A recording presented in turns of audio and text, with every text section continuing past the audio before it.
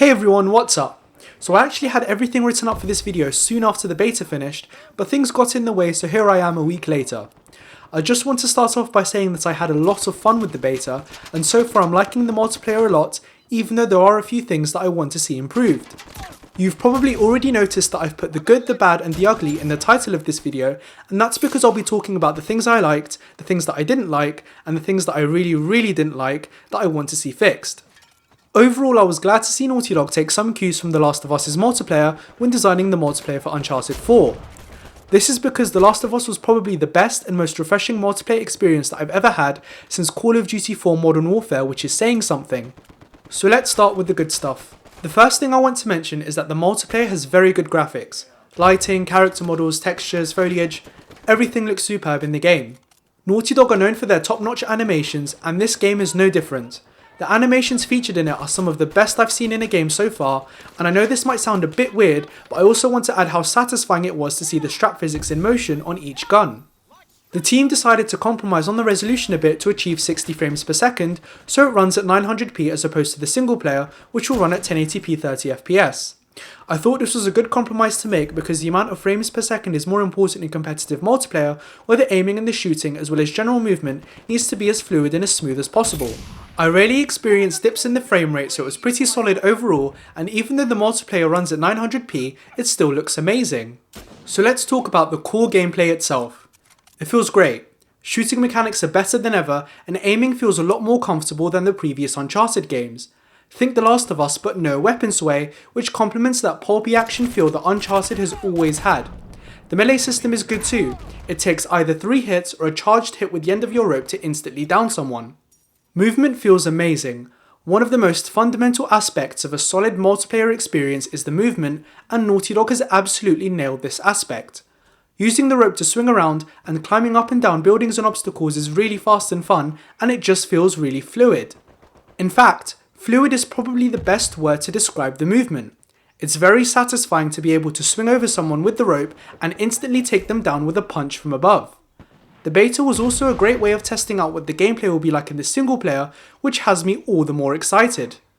I loved the map design and I thoroughly enjoyed playing on both maps, even though I slightly preferred the one in Madagascar City more. This was mainly because I preferred using a sniper though. They both facilitated the movement mechanics very well, with the rope, the platforming and taking cover. Given that one was set in a city and the other in a jungle, it was good to see a nice varied colour scheme with vibrant looking maps. The maps were also symmetrically designed in that they had 3 lanes. We can probably assume that the rest of the maps will be laned as well. It was good to see smaller laned maps because it complements the team-based gameplay better, as opposed to having these big asymmetrical maps where people tend to spread out more. This works really well in The Last of Us, and I'm glad to see them do the same thing here. It also makes the game that much more competitive. The environments aren't destructible per se, so don't expect Battlefield levels of destruction, but the environment does react to the gunfights. Sandbags deflate when hit with bullets like they did in the E3 gameplay demo, wood from cover splinters realistically when hit, and sometimes the object that a person is hiding behind can be destroyed completely if you use an RPG for example, which happened to me a couple of times. It's also possible to blow up pillars and have them collapse over someone to instantly knock them out, which I thought was a nice touch. I also love how the game encourages teamwork. The teams that tend to do the best are the ones that stick together and revive each other whenever they can.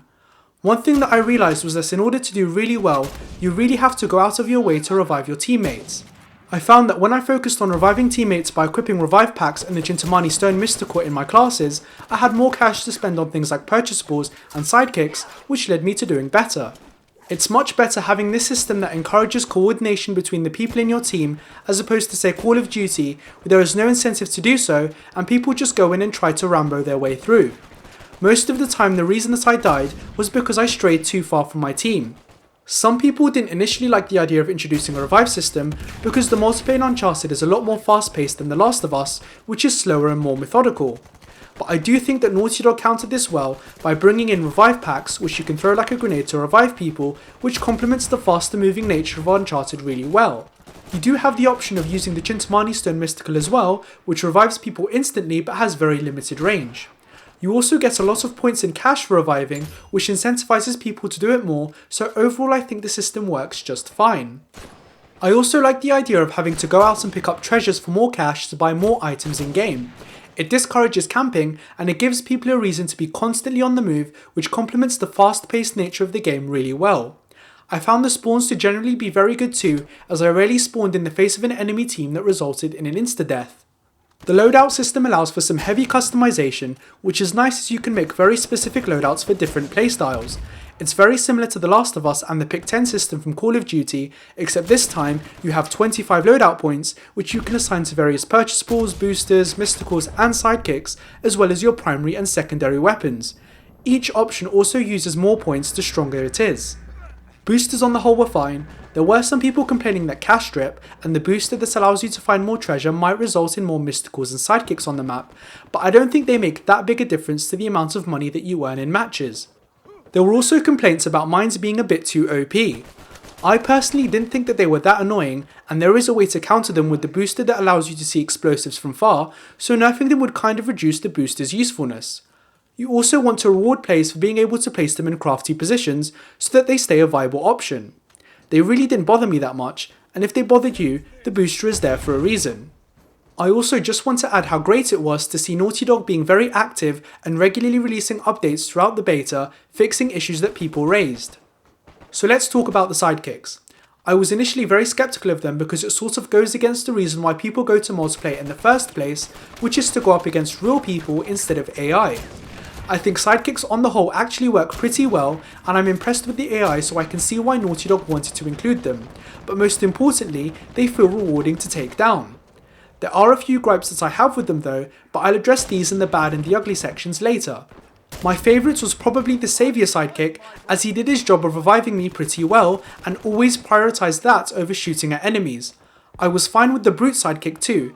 People were complaining a lot about them initially, but I found that if you work with just one other person to take them down, it's actually pretty easy.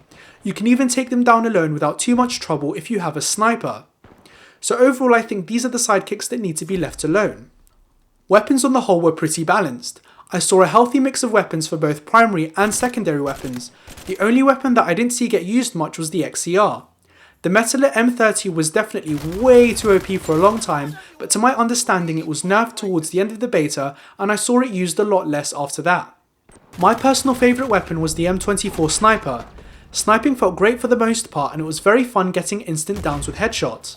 Sniping did feel a tad floaty though, and I think they need to reduce the ADS time. I'd also prefer to have a red dot in the sights for more precision, which takes us into the bad section. I don't think heavy weapons were really that useful other than the ARX-160 assault rifle and maybe the magnum-like weapon the Barrack 44. The Condor shotgun for example isn't powerful enough in close quarters to warrant spending money on it, unlike the shotgun in The Last of Us. You need 2 shots at close range to down someone, which would be okay if it was a fully automatic shotgun, but it isn't. The problem with heavy weapons then results in people spending more of their in-game cash on mysticals and sidekicks, which then leads to the match being more chaotic. I might be in the minority here, but I also think that the shotgun primary weapons range needs to be buffed a bit. Most of the time you need 2 or even 3 shots to down at a fairly close range, which can be a problem when someone is firing at you with an automatic or even a semi-automatic weapon. I know the danger of making shotguns too powerful as I play a lot of Destiny, but I still think it needs a buff, especially when there's no sprint button to help you get closer to enemies faster. I only really found it to be a viable option when I was running around with the Spirit of the Djinn. All of the mysticals are good and don't really need to be tweaked other than maybe the Spirit of the Djinn and Indra's Eternity. The Spirit of the Djinn can be very annoying and I think they should either reduce the time you have with it by 5 seconds or make it more expensive. Alternatively, they could put in a cooldown system for it so people don't use it too much. On the other hand, I actually think Indra's Eternity needs to be buffed with a larger area of effect, and I think this is the main reason not many people used it. I also think the Sniper sidekick needs to be nerfed by giving her less health, as she can take way too many shots in my opinion. Her health regenerates anyway, so it shouldn't affect her too much if they do this. And something I wish they'd bring back would be the ability to snap people's necks to take them down instantly if you're directly behind them. There isn't really a stealthy option to take someone down this way, which is my only problem with the melee system. I know there's a way to take someone down straight away by holding down the L1 button to charge your rope and then square, but it's a bit too slow for my liking and I found it hard to do while staying still. More often than not, I'd end up getting caught, which makes it harder than it should be to perform sneak attacks on people. I don't see how it would annoy people either, as they'd be able to avoid it by rolling away even if they don't see you until the last second. I also experienced a few glitches, but at the end of the day, we do have to remember that this is just a beta. Examples are mines not getting disarmed after shooting them, enemies not getting KO'd even when your kick lands directly on them, and pixelated smoke coming out of smoke grenades and from sniper shots. There should definitely be controller button mapping to allow people to customize their controls. It took me a while to get used to pressing triangle to reload, as I'm so used to it being on the square button or the right shoulder buttons. I'd prefer to have controls from Uncharted the Nathan Drake collection, where you reload with R1, and I know that there are still those that prefer using L1 and R1 for aiming and shooting, with the R2 button being used to reload. I also didn't like the way that the challenges in the game were handled. What it did was ask you how good you are at multiplayer games, and then it gave you random challenges to complete based on that. After I did the first round of challenges, the second set just stayed uncompleted until the end of the beta because I wasn't a big fan of the guns and the equipment that they asked me to use. I definitely think that they should let us choose the challenges, or at least give us the opportunity to get another random set. If they let us choose the challenges, they can make them harder if we keep choosing the same guns and equipment each time, like having to get a certain amount of headshots instead of kills, for example. This might just be the lazy side of me speaking, but I don't really like the separation of the store and the customization section. I'd prefer it to be more seamless, where you just go into the customization section, buy whatever it is that you want, and then equip it right away, instead of buying something, coming out of a menu, and then going into another one just to equip it. So now we'll talk about the downright ugly things of the Uncharted 4 beta. These are the heavily flawed things that should be raising up big red flags to anyone who tried the beta and should be fixed as soon as possible. The first is the matchmaking issues. In the first few days of the beta, it was pretty difficult to get into a match and there were very long wait times. Even though it got better afterwards, it still wasn't what I would call satisfactory by the end. Even when I left certain lobbies, I still kept getting matched with the same people a lot of the time. There was also this weird error that used to happen when I got nothing but a black screen for a very long time just before a match begins, before it finally takes me back to the menu, or I close the application completely and start it again. It was also very hard for me to get into a match with friends. I thought for sure that Naughty Dog would make the beta public during the weekend just before it ended, but it didn't happen. I really think it would have benefited from this, as it would have helped to stress test the servers, and I'm legitimately concerned that they might not be able to handle the large influx of people that will come in at launch. I don't remember matchmaking being this big an issue in their games on the PS3, but there were matchmaking issues with The Last of Us' multiplayer in the first month it launched on the PS4, which makes me more concerned. Now that we know the game is delayed, I definitely think that they should consider doing a public beta, even if it's just for a couple of days during a weekend, to help test the matchmaking and other things. They did do a second beta for Uncharted 3 after all, so it wouldn't exactly be new territory for them.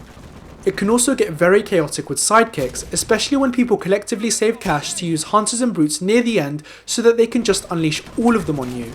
You'll see it in this very match where my team had to deal with not 2, not 3, but 4 brutes at the same time. It was very frustrating having to deal with this, and it became way too chaotic. All it leads to is people trying to get away instead of working together to take down the sidekicks. Maybe to fix this, there should be a limit for how many of a certain type of sidekick each team can have at a time. Either that, or some kind of cooldown time between using each type of sidekick. Call of Duty has a similar system with their more powerful kill streaks, where you can't have 2 of the same kill streaks at the same time so it doesn't become too chaotic. And let's talk about that hunter sidekick. This is definitely the one in need of the most tweaking. They run extremely fast and don't even follow or stay near the player who called them in. Sometimes they even go all the way to the other end of the map. I think they're too OP and very annoying, as they really take away from the skill element of the multiplayer. I think Naughty Dog either needs to make them more expensive or give them lower health. They should also make it so that if you do finally get to beat them out of the chokehold, they die instantly. This happened most of the time, but there were times when they stayed alive even after you managed to get out of it. They just definitely need to be nerfed somehow. There were also a lot of people, at least it seemed like a lot, that were complaining about Flynn's new voice actor, so I'll put it in the ugly section even though it didn't personally bother me as much. I know it sounded a bit off, but I don't think it matters as much for multiplayer. If it was the story mode though, it would be an entirely different matter. Apparently the actor who originally voiced him is up for doing it as well, which is weird because why would they then choose someone else if that was the case? Anyway, that pretty much rounds up all my thoughts on the game. I hope they put in a classic mode where there are no mysticals and sidekicks for those who can't warm up to them.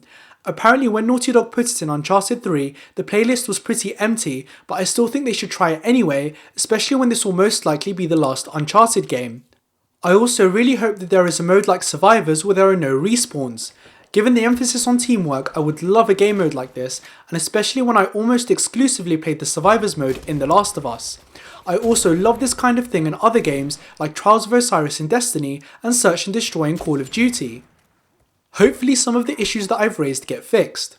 Now that the game has been delayed, I definitely think they should consider a public beta, maybe sometime near the end of February, to test some of the changes they'll make and the matchmaking. I hope you guys enjoyed this video and learned something new. If you did, please like, subscribe and share this video. Don't be afraid to let me know in the comments what you thought of the beta, as I'd love to read your opinions. Happy holidays to all of you, and I sincerely hope that you are all enjoying your break.